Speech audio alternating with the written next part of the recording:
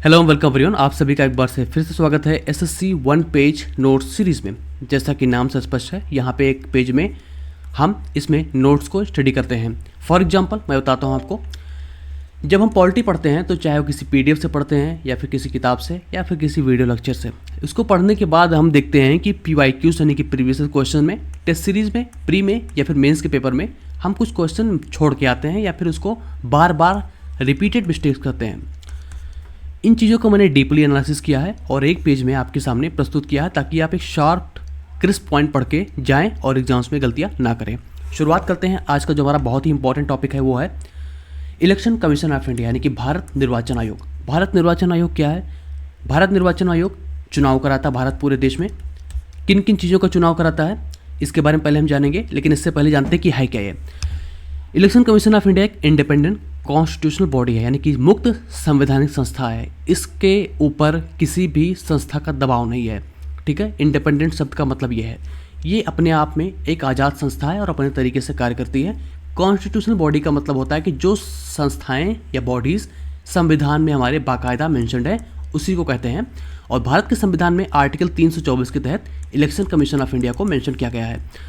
संविधान में मेंशन करने से क्या होता है कि उनकी इंपॉर्टेंस बहुत हाई हो जाती है। क्यों हो जाती है? क्योंकि उनके वेल डिफाइंड कार्य क्षेत्र उनको दिए जाते हैं, उनकी जिम्मेदारियां दी जाती हैं, उनके अपॉइंटमेंट्स, रिक्रूटमेंट्स, उनके चेयरमैन के हर एक चीज़ें पूरी बताई जाती हैं। तो ये बहुत ही इंपॉर्टेंट बॉडीज़ हो जाती हैं। फॉर एग्जाम्पल UPSC हमारी हो गई, इलेक्शन कमीशन ऑफ इंडिया हो गई, national commission for schedule caste हो गई, national commission for schedule tribes हो गई। इस प्रकार से बहुत सारी संवैधानिक संस्थाएँ हमारी हैं, बॉडीज़ हैं। आते हैं इलेक्शन कमीशन ऑफ इंडिया पे। ये करती क्या है? ये चुनाव कराती है। किसका चुनाव कराती है? संसद, पार्लियामेंट में, स्टेट लेजिस्लेचर में और offices of president and vice president, ठीक है। राष्ट्रपति और उपराष्ट्रपति का चुनाव कराती है। क्वेश्चन ये नहीं बनता है कि किसका चुनाव कराती है, ये लगभग सबको आइडिया है। किसका चुनाव ये नहीं कराती है, तो नहीं कराने में अगर हम जाएंगे तो ये हमारी हो जाएगी ग्राम पंचायत, नगर पालिका और MLCs यानी कि मेंबर्स ऑफ लेजिस्लेटिव काउंसिल। इसका चुनाव इलेक्शन कमीशन ऑफ इंडिया बिल्कुल नहीं कराएगी। यहाँ से क्वेश्चन बनते हैं। इसको कराती है स्टेट इलेक्शन कमीशन यानी कि राज्य निर्वाचन आयोग। इसके बारे में हम जानेंगे। इतना हम जान के रखते हैं कि जैसे इलेक्शन कमीशन ऑफ इंडिया होती है उसी प्रकार से स्टेट इलेक्शन कमीशन होती है, लेकिन वो हम केवल इतना जान के रखेंगे कि ECI के तर्ज पे ही स्टेट इलेक्शन कमीशन कार्य करती है। इलेक्शन कमीशन ऑफ इंडिया में भारत निर्वाचन आयोग में एक चीफ इलेक्शन कमिश्नर होता है और 2 या 2 से अधिक इलेक्शन कमिश्नर हो सकते हैं। प्रेजेंट में 2 इलेक्शन कमिश्नर्स हैं। इन सभी का दोबारा रीअपॉइंटमेंट नहीं हो सकता, यानी कि अगर एक बार एक कार्यकाल पूरा कर चुके हैं तो दोबारा ये अप्लाई नहीं कर सकते हैं। इनका अपॉइंटमेंट कौन करता है? तो ये करते हैं राष्ट्रपति। रिमूवल कैसे होता है? जैसे कि सुप्रीम कोर्ट जजेस के तहत होता है, यानी कि हमारे पार्लियामेंट में स्पेशल मेजोरिटी चाहिए होगी। कार्यकाल कितना होता है? इनका कार्यकाल होता है 6 साल या फिर 65 साल, यानी कि जो भी पहले पूरा हो जाएगा। मान लो कि कोई 63 साल की एज का है और 2 साल बाद वो 65 साल का हो जाएगा, तो उनका कार्यकाल 2 ही साल रहेगा। जो भी पहले पूरा हो जाएगा, चाहे एज पूरी हो जाएगी चाहे कार्यकाल पूरा हो जाएगा, वही माना जाएगा। पहले चीफ इलेक्शन कमिश्नर भारत के कौन से थे? तो वो थे सुकुमार सेन, ठीक है। ये हम जान के रखेंगे। प्रेजेंट में जैसा कि हमने कहा था कि एक चीफ इलेक्शन कमिश्नर होता है और 2 इलेक्शन कमिश्नर्स होते हैं। तो भारत में चीफ इलेक्शन कमिश्नर में बने हैं श्री ज्ञानेश कुमार, ये भी नए बने हैं और 26वें चीफ इलेक्शन कमिश्नर बने हैं। 2 अदर इलेक्शन कमिश्नर जो हमारे हैं वो हैं श्री डॉक्टर सुखबीर सिंह और डॉक्टर विवेक जोशी, ठीक है। ये हम जान के रखेंगे।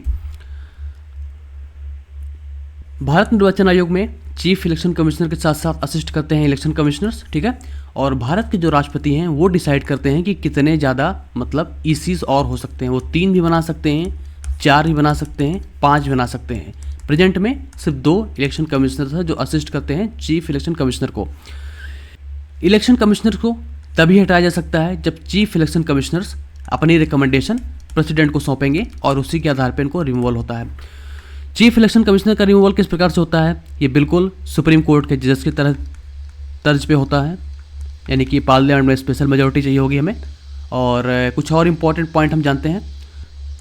इलेक्शन कमीशन ऑफ इंडिया का कार्य क्या होता है? इनका कार्य होता है सुपर इंटेंडेंस, यानी कि देख रेख करना, direction and control of election. Bharat में इलेक्शन को देख रेख करना, उनको संपन्न कराना, आयोजित कराना। एडमिनिस्ट्रेटिव फंक्शन होता है, प्रशासनिक इकाई की तरह कार्य करते हैं, यानी कि जब चुनाव होंगे तो इनके कुछ निर्णय होंगे जो अधिकारियों को दिए जाएंगे और उनको फॉलो करना होगा। जैसे अधिकारी पोल ड्यूटी लगती है, उस प्रकार से बहुत सारे एडमिनिस्ट्रेटिव फंक्शंस होते हैं।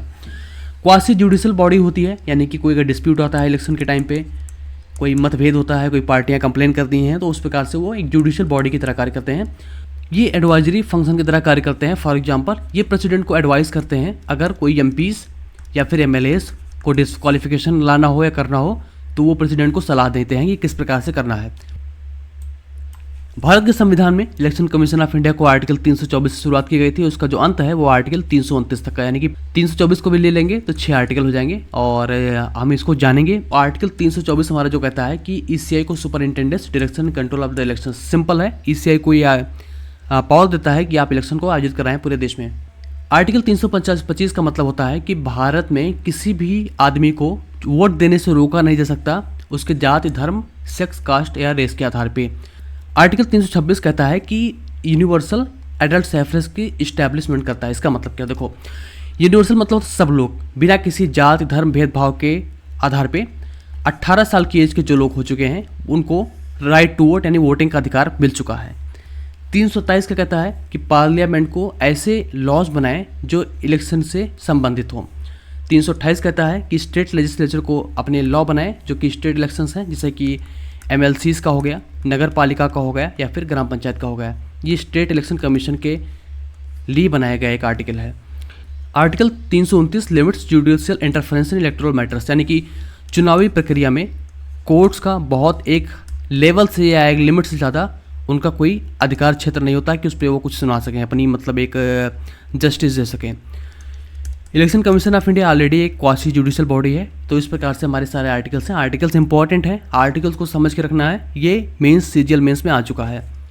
एक हमारे पास बहुत ही इंपॉर्टेंट चीज़ है, वो है representation of the people act यानी कि आरपी एक्ट। आरपी एक्ट हमारे पास दो हैं, एक है 1950, एक है 1951। 1950 वाला कहता है कि इलेक्शन की तैयारियां कैसे हों, जैसे कि सबका वोटिंग लिस्ट में नाम हो, एलोकेशन ऑफ सीट्स हो, जो हमारे एमपीज़ हैं, जो हमारे एमएलएज हैं, उनको किस प्रकार से सीटें अलॉकेट की जाएँ उस क्षेत्र में। और 1951 वाला हमारा कहता है जो एक्चुअल कैसे पोलिंग होगी, कैसे काउंटिंग होगी, कैसे डिस्प्यूट को सॉल्व करना है। तो दो एक्ट हमको याद जान के रखने हैं, 1950 वाला, 1951 वाला। 50 वाला तैयारी करता है, 51 वाला एक्चुअल वोटिंग और काउंटिंग के पर ध्यान देता है।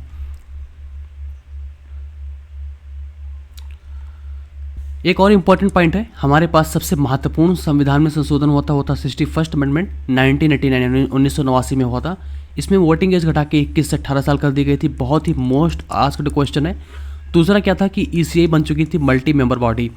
पहले भारत में एक ही इलेक्शन कमिश्नर होते थे, चीफ इलेक्शन कमिश्नर होते थे, और बाद में जब वोटिंग एज कम की गई तो लोग ज़्यादा बढ़ गए, तो बाद में ईसीज यानी कि इलेक्शन कमिश्नर्स और भी लाए गए, तभी जाके ये मल्टी मेंबर बॉडी बन चुकी थी। तो याद रखेंगे 61st अमेंडमेंट 1989 में ये दो चीज़ें हुई थी।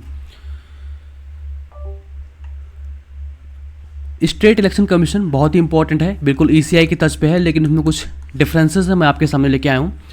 स्टेट इलेक्शन कमीशन कोई ज़रूरी नहीं कि वो बाकी और भी इलेक्शन कमीशन साथ में रखे, यानी कि जैसे कि हमारे यहाँ के सीईसी हैं और बाकी ईसीज हैं, यहाँ पे ईसीज नहीं भी हो सकते हैं।